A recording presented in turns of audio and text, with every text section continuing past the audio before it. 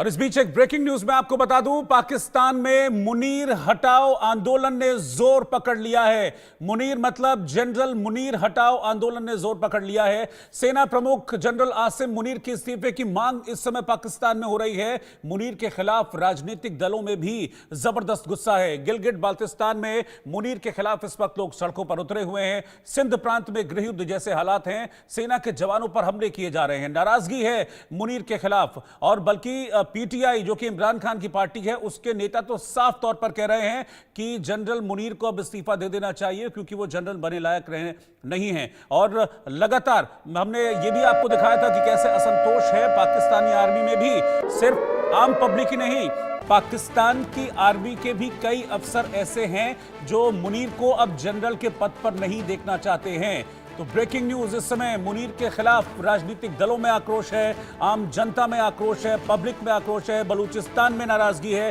गिलगिट बाल्टिस्तान में नाराजगी है, खैबर पख्तूनख्वा और पीओके हर जगह इस वक्त मुनीर के खिलाफ नाराजगी देखी जा रही है। और मुनीर जो हैं वो बैठकें करने में व्यस्त हैं। पिछले दिनों शहबाज शरीफ और मुनीर के बीच की तल्खी भी निकलकर सामने आई थी।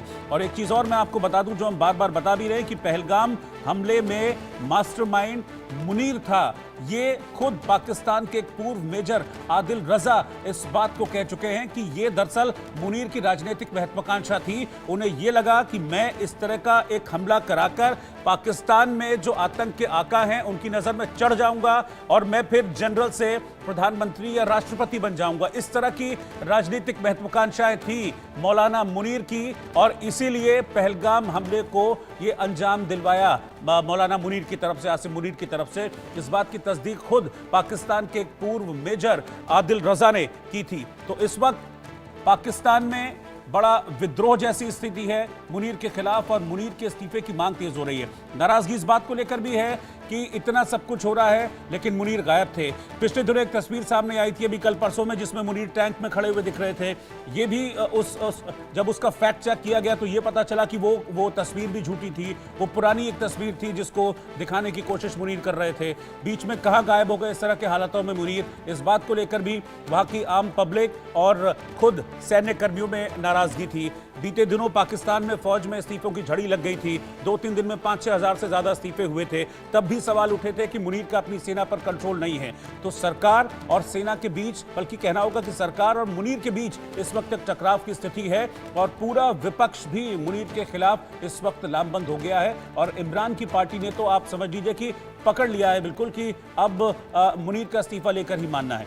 मेरे साथ JS सोढ़ी साहब जुड़े हुए हैं, मैं उनके पास चल रहा हूं।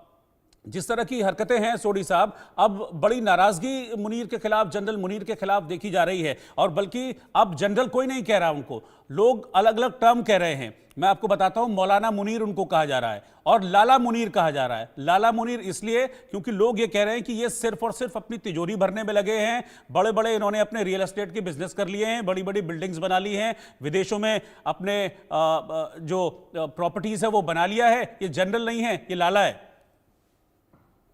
रोहित जी, पाकिस्तान में जो भी थोड़ा बहुत नमक से लेके स्टील बनता है उसमें पाकिस्तानी सेना का पूरा हाथ होता है। उनका एक एनजीओ है जिसका नाम है फौजी फाउंडेशन। तो पाकिस्तान में कुछ भी हो, चाहे हवाई जहाज चल रहे हो, चाहे नमक बन रहा हो, चाहे चाट पापड़ी बिक्री हो, उसमें पाकिस्तानी सेना का पूरा हाथ होता है। और ये जो पाकिस्तानी सेना के जर्नल होते हैं, ये जब सेना ज्वाइन करते हैं तब तो ये बड़े गरीब से होते हैं, लेकिन जब ये रिटायर होते हैं ये माला माल होते हैं। इनके जो घर होते हैं वो जैसे हमारे बॉलीवुड की पिक्चरों में दिखाते हैं ना कि ये शाहरुख खान की शूटिंग हो रही है जहां पे घरों में, वैसे इनके घर होते हैं। किसी भी सेना का कोई भी अफसर रिटायर होने के बाद इतने आलीशान घर में नहीं रह सकता है अपनी सैनिक तनख्वाह पे।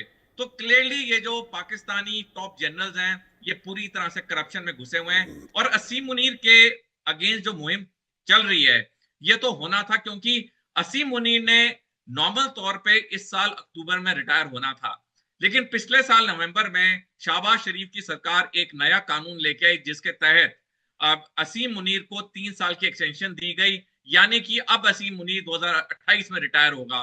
तो जो पाकिस्तानी सेना के टॉप जनरल्स हैं जिन्हें उम्मीद थी कि असीम मुनीर अगर अक्टूबर में रिटायर होगा तो उनका चांस लगेगा पाकिस्तानी सेना अध्यक्ष बनने का, उनके सपनों पे तो पूरा पानी फिर गया।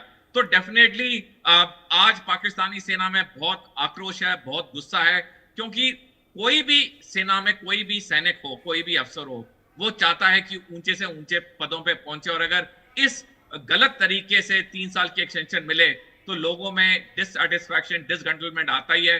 तो डेफिनेटली असीम मुनीर के अगेंस्ट जो मुहिम चल रही है वो पाकिस्तानी सेना के कुछ टॉप जनरलों ने शुरू की है। दूसरी बात, आज पाकिस्तानी जो अवाम है वो भी देख रही है कि ये जो लड़ाई झगड़ों की बात हो रही है उससे आम पाकिस्तानी नागरिक को मिलेगा क्या, और इसके पीछे वो जानते हैं कि पूरा पाकिस्तानी सेना का हाथ है। डेफिनेटली आने वाले समय में पाकिस्तान सेना के लिए, असीम मुनीर के लिए और दिक्कतें हों।